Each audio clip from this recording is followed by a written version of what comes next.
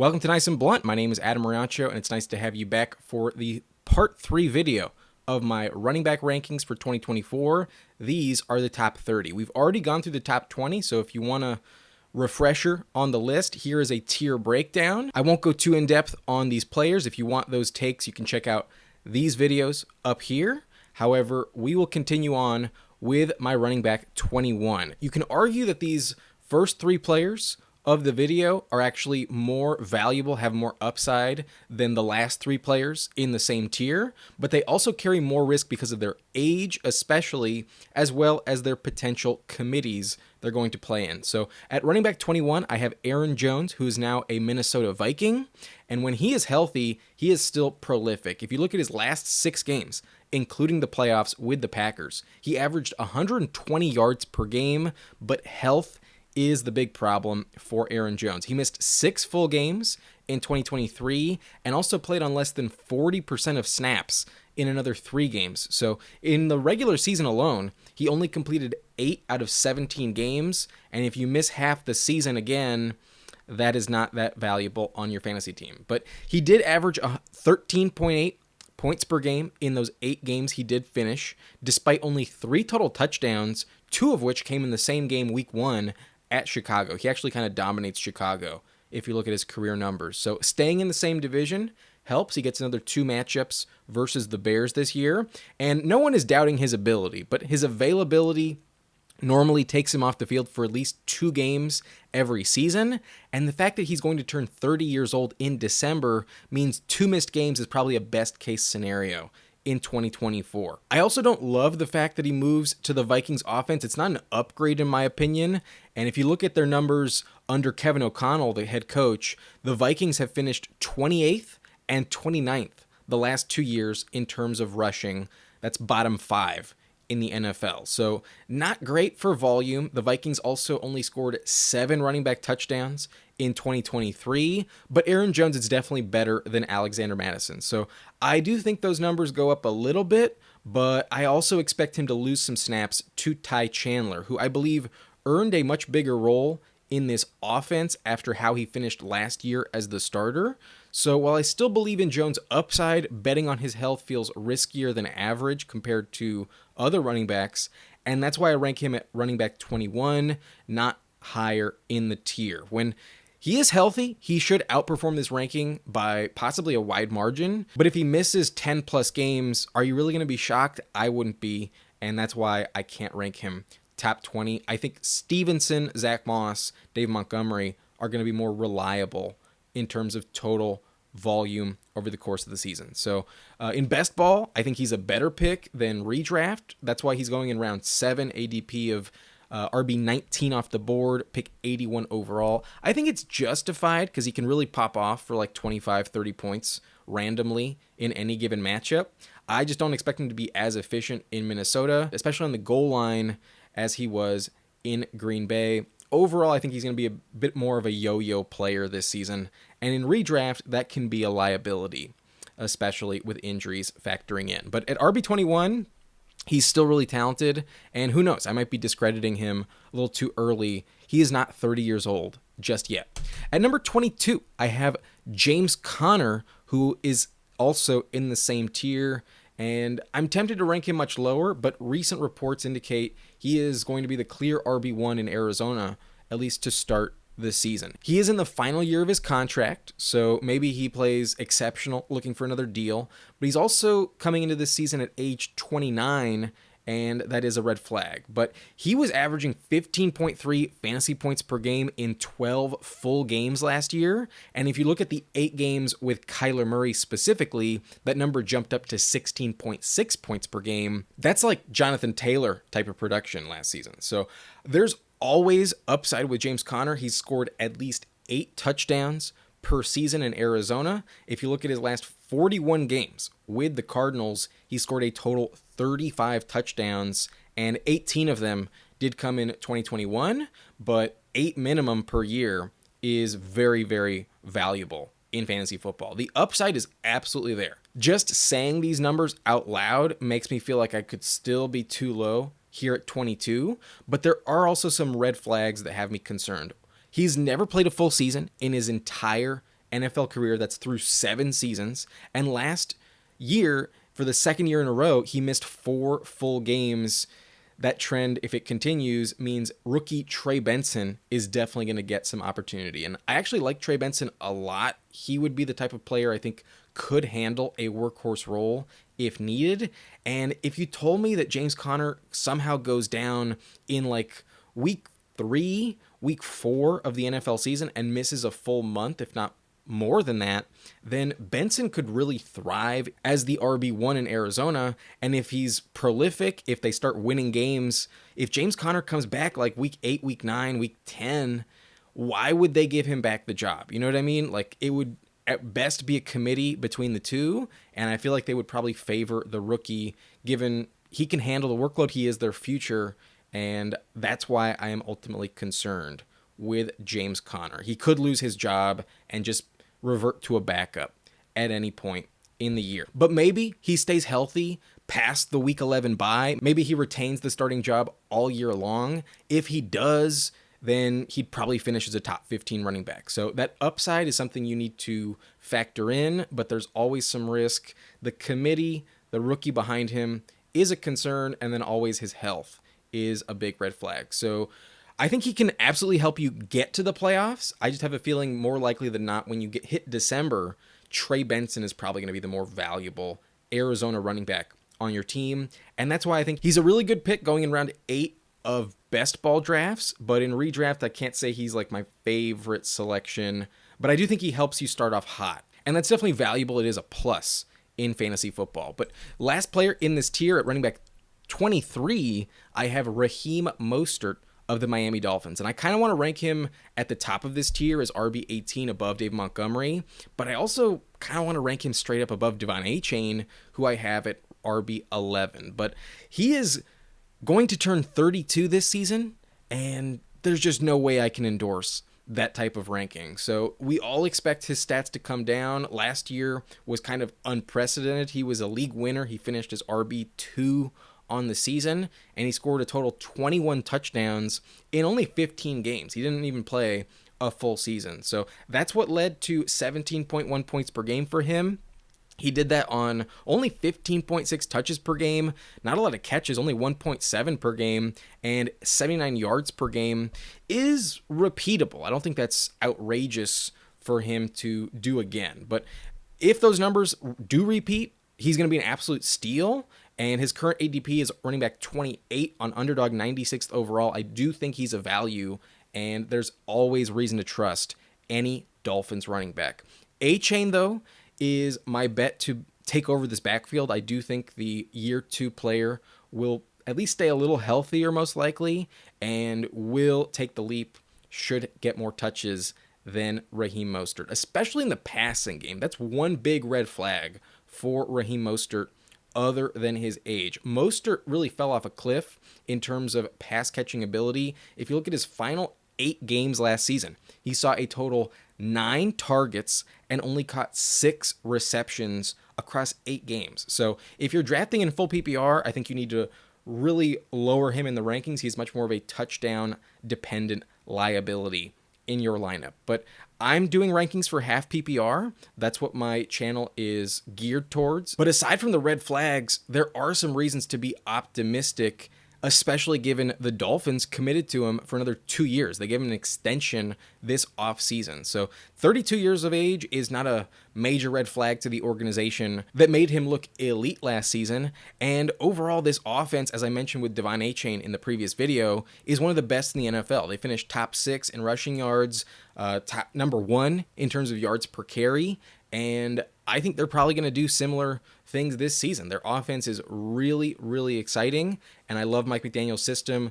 You want a piece of this backfield. It's just a question of, will Mostert be able to stay healthy? Because at age 32, you have to be a little bit worried. We can't pretend like that's not a red flag. At running back especially, that is not something you typically want to bet on a 32-year-old player. But Devon Achane is not a player that stays healthy. At least last year he didn't. However, I can't imagine he gets a lion's share of the touches if Achane were to go down. That's why they brought in Jaylen Wright, rookie out of Tennessee this season. And Jaylen Wright is actually a player I'm kind of high on, especially at worst as a handcuff option to both Devon Achane and Jaylen Wright. So I think if you do target Mostert, you might also want to pick up Jaylen Wright just to play it safe, especially in best ball. I think that's a really good strategy. You might just want to leave Jaylen Wright for the waiver wire mid-season, depending on the competitiveness and size of your league. But when it comes to Mostert, I think he's still a top 25 option, still a really good flex play. I just don't think he's going to offer that top 10 value that we saw last year. Moving on, though, now at running back 24 in the rankings, we enter a new tier. I just don't see the same type of upside for these next handful of players as I did the previous 6, going all the way up to Dave Montgomery at RB18. But Najee Harris is a player that still offers some appeal.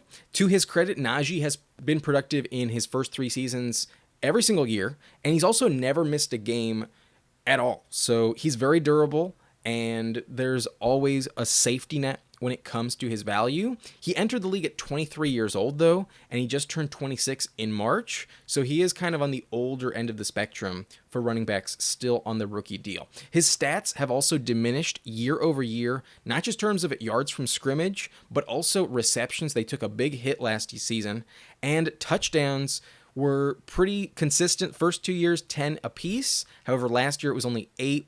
Maybe that goes down again. If these trends are going to continue, then it makes sense why Pittsburgh decided to decline his 5th-year option, and he will most likely not be a Steeler in 2025. But I still think he sees the most volume in this backfield. However, he clearly lost the 3rd down role in 2023 to Jaylen Warren, so he's not as good of a PPR weapon as he was when he was a rookie, and that's ultimately what caps his value, why I cannot put him in the previous tier.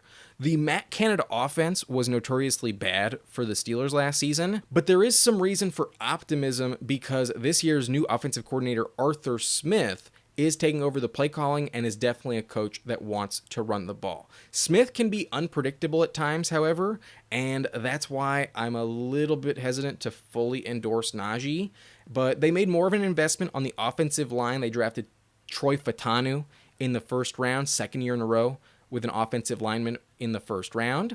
And it's hard to know exactly how they're going to use Najee this year in terms of the overall touch split. But I want to look at the final 7 games of 2023 to get possibly a clearer picture, because it was a different offensive coordinator. Faulkner took over in those final 7 games. Najee Harris was actually really productive. He averaged 13.4 fantasy points per game. He was seeing 19.6 touches per game, big workload, an average of only 4.2 yards per carry, not amazing, but not terrible, and 1.4 reception per game, not great, but 84 total yards per game, very, very decent, high floor, and 5 touchdowns in 7 games is why you should be excited. If that continues, if that rate maintains itself, then he's going to have another strong year in 2024. But again, with the new offensive coordinator, those stats are not destined to repeat. It's just emblematic of the potential we could see from Najee Harris. Pittsburgh is also pivoting to a new quarterback in Russell Wilson, and we simply don't know what this offense is going to look like. So that's why I'm overall trying not to desperately draft Najee Harris. I have a few players ranked higher personally that are going later in ADP, and so I have actually passed on Najee quite a bit at that 7-8 turn on Underdog. In best ball, I actually prefer the spike week potential of Jaylen Warren. I think he's a more explosive player, but in redraft, I think you're getting a higher floor, probably more consistent usage for fantasy numbers for Najee Harris this season, albeit it's probably not by a wide margin, but I would definitely prefer Najee in redraft than in best ball. There's also some contingent upside.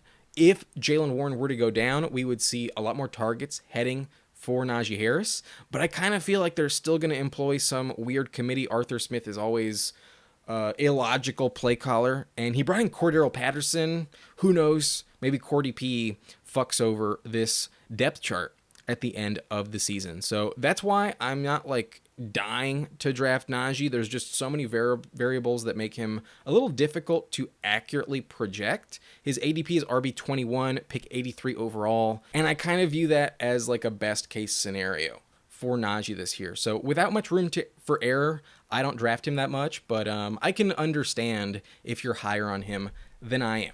Next up, though, at RB25, I have DeAndre Swift, who moves over from Philadelphia to Chicago this season. Last year, Swift averaged 11.1 points per game in 14 games as the starter. He did that on 16.8 touches per game, 2.5 receptions per game, 80 total yards per game, and 5 total touchdowns, and average 4.4 yards per carry behind a really good offensive line. But touchdowns were a problem for him. Jalen Hurts was a notorious vulture on the goal line. It seemed like every single week he was just like, sorry, DeAndre, I'm just not going to let you score. Jalen Hurts scored 15 rushing touchdowns on his own, and that's really what cratered Swift's value at the end of the day. So it's possible that that number is really going to go up, maybe double-digit touchdowns for Swift in Chicago this season, and he should definitely be the clear RB1 because Swift got paid $8 million per year on a 3-year contract, $14 million of which is guaranteed. So he's the most talented running back that they have, and they're the most committed to him overall in terms of salary, and that's why I'm not really worried about the competition from Khalil Herbert. The front office has repeatedly tried to move off of Khalil Herbert, bringing in other players every single offseason, but Roschon Johnson could likely steal a lot of third down reps given his skill set in pass protection. So that's why I don't think DeAndre Swift is like a true workhorse this year, and I don't think that's ideal for him because he has struggled with injuries over the course of his career. Last season was the only time in his entire career where he did not miss a game due to injury, and it was also a contract season. So it's possible he was banged up and just played through pain to make sure he got the bag this season, and given it's the first year of his contract, maybe he is not as durable this year. So if he's out of the lineup as soon as week 1 with injuries, I wouldn't be shocked. That's what happened a couple years ago when Jamal Williams had that massive season in Detroit. But even if he does stay healthy, I'm a bit concerned about the play calling overall in Chicago because they brought in Shane Waldron, former OC in Seattle, and in his last 3 seasons with the Seahawks, they've ranked bottom 10 in terms of rush attempts every single year. Last year, they ranked bottom 2. They finished 31st among 32 teams with only 382 rush attempts on the season. So those trends are not ideal for the running back position in Chicago when it comes to fantasy football. And it's also possible that the targets aren't really there like crazy as well. Caleb Williams is a threat to scramble and extend plays with his legs. He's always looking downfield, not so often to check it down. And that's why I don't see like amazing league-winning potential for DeAndre Swift. I think this is a pass-first offense that probably doesn't use him like crazy. So while there are reasons to be more optimistic about Swift this year, especially in terms of touchdowns, I think there's also a lot of hesitancy that should be justified. He's really difficult to accurately project because we've never seen this Chicago offense before. So maybe I'm wrong. Maybe he's a top 15 running back and he absolutely pays off. But overall, I'm just hesitant to fully endorse him. And that's why I'm more reluctant to draft him when I can still get a guy like Zach Moss, James Conner, Raheem Mostert going even later. So I think his 8th round ADP is fair. He's going as literally RB25 on Underdog, but I actually think he's less valuable in best ball. I think he's actually more of a redraft safety net than a spike week type of guy. So that's why I have him here at RB25. He's fine, but just a flex play at the end of the day. Nothing like elite is what I'm expecting from DeAndre Swift. At RB26 though, staying in the same tier, I have Zamir White. And there is absolutely potential for top 15 value here, but more often than not, I think Zamir White is going to be a touchdown-dependent flex option, and I just don't see the same type of workload in line for him that we saw in the final 4 games of last season when he was the starter filling in for an injured Josh Jacobs. If you look at those 4 games, you're going to say Zamir White needs to be ranked higher. He should be a top 20 running back. But these numbers, I just don't think are going to repeat. He averaged 14.1 points per game on 23.3 touches per game. That's a massive workload. 2.3 receptions per game with 114 total yards per game, 4.7 yards per carry. However, only 1 total touchdown. That's not great if you pace it out to a 17-game season. It's barely 4 touchdowns overall. So that is why I'm concerned. I do not see him finding the end zone on a consistent basis. Even Josh Jacobs had a down year from the touchdown standpoint last season, but I feel like the volume is going to come down for sure. And I also feel like 4.7 yards per carry is a little optimistic in terms of efficiency. He's a interesting runner, but I don't think he's an elite pass catcher, and that is what has me the most concerned. The Las Vegas Raiders brought in Alexander Mattison. I think he's more of an afterthought. I'm actually not a believer in Mattison at all, but I do worry about their 6th round draft pick, Dylan Laube, out of New Hampshire. Laube is a pass catching specialist. Last season, as a senior, he caught 68 receptions for just under 700 yards in the receiving game. So those numbers are almost unheard of in college, especially when you consider it was only in 10 games overall. It's not like last year with 68 catches was a fluke. When he was a junior, he caught 49 passes in 2022. So he's been doing it for a while. That is exactly what he's going to do this year in Las Vegas. Dylan Laube will be the 3rd down running back, and if he plays well, there's potential he sees more and more volume as the weeks go on. He's not a player you can dismiss. He also scored a total 33 touchdowns over the last 2 seasons for New Hampshire as well. And I know it's New Hampshire, it's not like it's the SEC, but still, Zamir White was never an elite pass catcher in college, dating back to his days at Georgia. So that is why I am very concerned about Zamir White. If you asked me a month ago, before I really looked into Dylan Laube, I probably would have ranked Zamir White as a top 20 option, but I think the price on him has inflated a little bit too much, and he's going at the 7-8 turn. I would much rather get him at like the 8-9 turn, if not just like middle of the 9th round straight up. So back in like March, I was drafting him like crazy when I could get him at like pick 100, pick 105. Now I pass on him quite a bit, but I just don't see the Raiders being that competitive this season. A weird quarterback situation as well makes me kind of concerned for just the overall production and touchdown upside in this offense, and it's hard to imagine more than like 6 touchdowns for Zamir White as well. So here, RB26, he's fine, but going as running back 23, pick 88 overall on Underdog, I just don't think he's a must draft at that spot. But let's move on. At running back 27, we have one of my highest drafted players overall on Underdog. It's Brian Robinson of the Washington Commanders. He's getting a new coach, a new rookie quarterback, a new offensive coordinator, as well as a new backup in what should be an improved, much better offense than what we saw from Washington last year. I'm optimistic that Robinson can either repeat his efficient fantasy numbers from last season and possibly improve on them as well. Yes, Washington did sign Austin Eckler, but I have never viewed him as a real threat for this job. And the Underdog ADP on Eckler appears to have adjusted over the last month. Eckler has been falling, but Robinson has really yet to climb up to his true upside and offers tremendous value, in my opinion, where he is going. Kingsbury's offense is known for having one of the highest plays per game rate when he was the coach in Arizona. And when you look at the Kenyon Drake, James Conner usage, they were bell cows, especially on the goal line, a combined 36 touchdowns over a 3-year sample size. And Robinson is poised for the majority of those touches, those valuable goal line looks. He averaged 12.6 points per game in 14 full healthy games last year, doing this on only 14.8 touches per game, thanks to 9 total touchdowns, 2.6 catches per game, and 75 yards per game.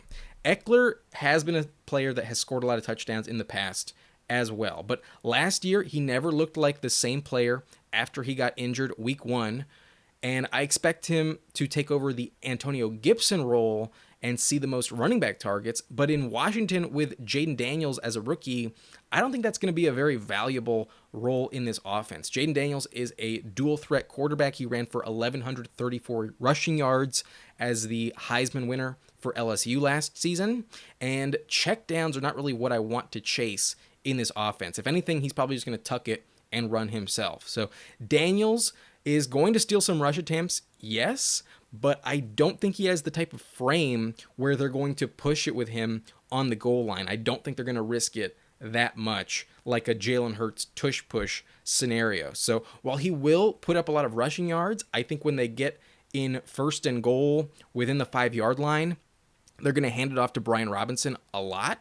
And I could definitely see Brian Robinson having a blow-up season where double-digit touchdowns happen, similar to James Conner in his first year with Cliff Kingsbury, where he scored 18 touchdowns. That's probably an optimistic projection, but I think 10, 12, even 13 is realistic. And as long as I'm right about this projection, then Brian Robinson is going to smash at his current ADP. He's coming off the board as running back 31, pick 107 overall, and he often falls to mid-round 10, where if you get him that late, he is a steal. So I view him in the same tier as players going 20 picks above him, like Zamir White, Brian Robinson, I think are kind of the same player for fantasy, very similar value. And if you can wait 2 rounds, get the same type of option, Brian Robinson is a player you want to target in your drafts this season. So I've taken a crazy amount of him. My exposure is currently 17.5%. Baseline would be about 8.3. So I love him a lot. And he also has the true upside potential of being a workhorse option that gets all 3 downs in this offense if Eckler were to go down. If we look at week 11 last season when Antonio Gibson was inactive, these are the stats to look forward to from Brian Robinson. He caught 7 of 9 targets on top of 17 rush attempts versus the Giants. And while he didn't score a touchdown in that game, he finished as a top 15 running back. So really high upside if Eckler were to go down. And even if Eckler's healthy, I still think he's a top 30 play, really good flex value with a lot of touchdown potential in Washington. So I love Brian Robinson. Get him while you can. I feel like his ADP should be at least a full round higher, if not more.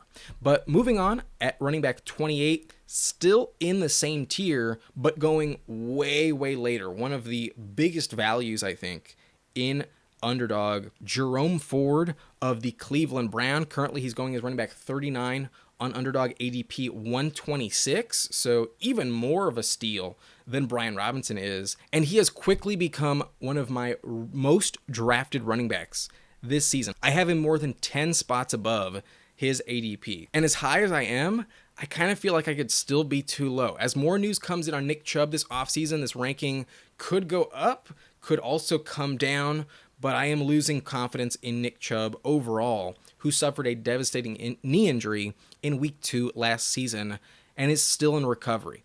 Far worse than a clean ACL tear, I do not believe Nick Chubb is going to play a large role in Cleveland coming off of that knee injury.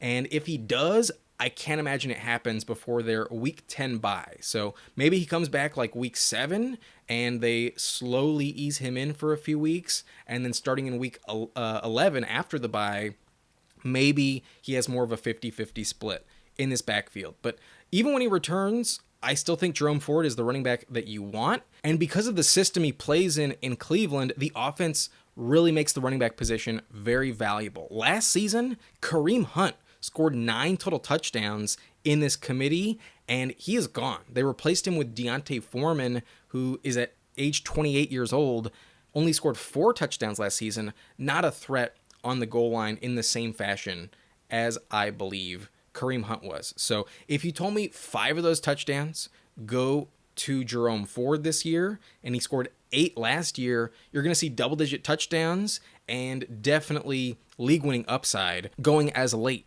as he is. So that's why I've been drafting a crazy amount of him. He is so valuable. His upside is truly league-winning, and I just think he's going to maintain the RB1 status all year long. I don't think Nick Chubb is ever going to threaten him for that job coming off of a devastating injury. Given my projections, if we look at Ford's production last season, it's only going to go up from here. He scored 11.5 points per game in 14 games as the Browns starter. In that role, he saw 14.9 touches per game, only ran for 3.9 yards per carry, 2.8 receptions per game. He does have that pass catching role locked down, 67 total yards per game, and 8 total touchdowns. If you told me his numbers were 80 yards per game, still 3 catches per game, maybe 17, 18 touches per game, and like a dozen touchdowns this season, you would have a top 20 running back on your hands. But if Nick Chubb is a bigger factor in this offense than I am expecting, then I'm going to be wrong. I'm not going to, mince words about it. There is potential. I am terribly wrong about this, but I think it's worth betting on. I really like Jerome Ford's talent, and I think last year they kind of showed they were ready to commit to him when they moved off of Kareem Hunt and made him the clear backup. But then Nick Chubb got hurt. He was still kind of young, and that's why they brought in Kareem Hunt for a committee. Weren't quite ready to give him the full workload. But D'Onta Foreman, not a massive threat. I think there's some potential. He scores some touchdowns, but otherwise not a player I'm worried about. So for at least half the season, I think you're getting starting value, if not flex value, out of Jerome Ford. And even if he falls off a cliff in the second half of the year, where you're drafting him in best ball round 12 sometimes, I think is very, very valuable, and that's why I take him like crazy. But I will be adjusting this ranking as we approach the season, as we get more information about Nick Chubb. I might be moving him down. I might be moving him up a little bit, and we will find out. But at least for now, at RB28, I still want to draft him like crazy. But the final player in this tier is a player I have a really hard time ranking, and some of you are probably going to say I have way too low, but I kind of feel like I'm still possibly too high. I'm talking about Jonathon Brooks of the Carolina Panthers. He's my running back 29, and I actually really like him. I think the rookie is very talented. He was drafted in round 2 by the Panthers. He put up over 1,400 yards and 11 touchdowns in 11 games last season for Texas, but he did tear his ACL in mid-November of 2023 and is still recovering despite being on track for training camp. If he's given the workhorse role when healthy, then he does have league-winning value. Just look at Raheem White, who put up 1,500 plus yards, 64 catches, and 9 touchdowns in Dave Canales' Tampa Bay offense last year. Canales is the new head coach in Carolina. So odds are when Brooks is fully healthy, they're going to commit to him and give him a true 3-down role. However, I do not expect that type of volume until late in the season, earliest December, if not just straight up in year 2. There is not a reason to force Jonathon Brooks onto the field given where the Panthers are in terms of their rebuild. If anything, I expect a very slow transition for him in year 1, probably even more cautious than what we saw from Breece Hall last year. I think when he does finally get healthy, we're going to see at least 6 games where he's not seeing the majority of snaps. And personally, I don't even think he's going to step foot on the field until at least October. I think the first 4 weeks of the season, he will be on the bench, if not the PUP list straight up. So that's why Chuba Hubbard is a big factor in this backfield, and a big reason why I just can't rank Jonathon Brooks any higher. I just don't envision a big role for him, given the Panthers are not in a win-now situation. Hubbard is in the final year of his contract. Why not just run him into the ground, use him as much as possible while they're still paying him, and let the talented rookie ease into the league and make sure he is fully healthy before you risk a setback with that knee. So that's why I see them taking the long-term approach, and that's what makes Jonathon Brooks just a bench stash for me until mid-October. If you have an IR slot, then go ahead and draft him, put him on IR, and have an extra roster spot to play with the waiver wire. But if you have to keep him on the bench straight up, I think you're going to be looking at leaving him there all the way through Thanksgiving. I do not trust him to start the season, and at that point, you might just miss the playoffs entirely. You may be forced to trade him away. I would much rather trade for Jonathon Brooks than have him on my roster plugging up one of those valuable bench spots. So I'm just going to play it safe with Brooks this year. I'm happy to draft him next season. I actually think his dynasty value is really high, and I'm probably going to rank him top 20 next season. But this year, I can barely put him top 30, and I honestly feel like I could be too high with this ranking. I just don't think he's a safe option in redraft. So maybe in best ball, it's more justified. He has an ADP of running back 22, 87th overall, and that is really just speaking to the potential that he puts up like 20 points per game in the month of December when he is indeed the workhorse. But that might not even happen, and that's why I think he's a bit of a bust candidate where he's going. I'm a fan of his talent, but I'd rather target Chuba Hubbard going as running back 53 off the board, 165 overall, than force myself into taking Jonathon Brooks when there's such good value still available at running back in the 8th round. Brooks is a player I'm actually avoiding at this point in time. But good luck if you draft him. I could definitely be wrong, and if he plays a full season, he's probably going to be top 20.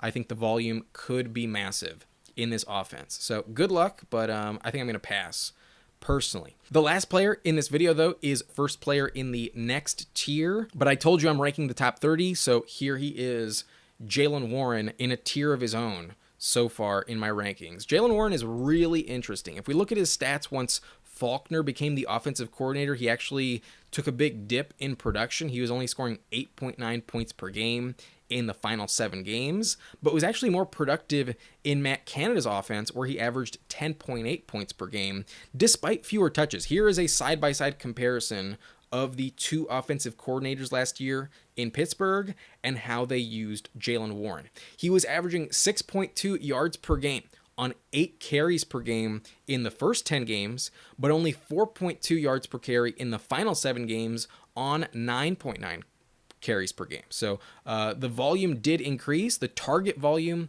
also increased with Faulkner from 4.2 originally up to 4.6 targets per game, and the receptions went from 3.4 to 3.9 per game in those final 7 games. So really interesting to see that despite more volume, he scored fewer fantasy points, but ultimately it was the touchdowns that kind of cratered. He only scored 1 touchdown in those final 7 as opposed to 3 in the first 10 games. That's why I still think Najee Harris maintains the larger role in this offense, especially on the goal line under Arthur Smith. What is clear, though, is that Warren has definitely taken over as the pass catcher in this backfield and was also the more explosive running back. I mean, 6.2 yards per carry in the first 10 games speaks for itself. There's also some contingent upside when it comes to drafting Jaylen Warren. If Najee Harris were to get hurt, then Warren would probably move up to like top 12 in my rankings. I think he'd be a absolute must start in that scenario. And if it's a good matchup, he could put up top 5 numbers. He has finished some games with over 20 fantasy points. So I like him a lot. I think in best ball, I'm actually more enticed to draft Jaylen Warren than I am Najee Harris. I think he's more of a spike week type of option where Najee is more of a consistent floor play. But ultimately, we do not know what to expect in terms of the touch split in this offense. Arthur Smith is very unpredictable, and until we get more insights in training camp, I think I'm just going to play it safe and keep Jaylen Warren at RB30. I want to rank him higher. I kind of want to put him like right behind back-to-back with Najee Harris, but until we get a clear picture, I just can't quite do it. So that's why I have him in a different tier altogether, but still a top 30 option. I think he will be very valuable. The volume in Pittsburgh is very, very narrowly spread out. There's really only 4 options that are going to touch the ball. It's George Pickens, it's Pat Freiermuth in the passing game, it's Najee Harris, and it's Jaylen Warren in the run game. So maybe I'm too low. I could also be too high. You never know. Maybe Arthur Smith uses Najee like crazy. But the fact that they passed up on Najee's 5th-year option is one other green flag in favor of drafting Jaylen Warren. There's the potential he takes over this job before the season is over and offers you league-winning upside in the fantasy playoffs. So I like him a lot. I kind of want to rank him higher, but at RB30, here he is. So that's it for this video. My top 30 rankings and the full tier breakdown at the running back position. I have Aaron Jones, James Conner, and Raheem Mostert joining the last tier of the previous video. But then in a new tier, I got Najee Harris, DeAndre Swift, Zamir White, Brian Robinson, Jerome Ford, and Jonathon Brooks. Very valuable options if the role is there for them, but touchdowns are a little important when it comes to their true potential. Last tier, though, we have Jaylen Warren, and I'll give you the other players in this tier in the next video that'll probably come out later this week. Maybe next, I might do wide receiver rankings before I do top 40 running backs. But that's it for me in this video. If you enjoyed, hit that like button and subscribe to the channel for more content like this. Let me know in the comment section where you agree and disagree. But that's it for me. My name is Adam Riancho. I'll see you next time. Thank you for watching. Nice and blunt.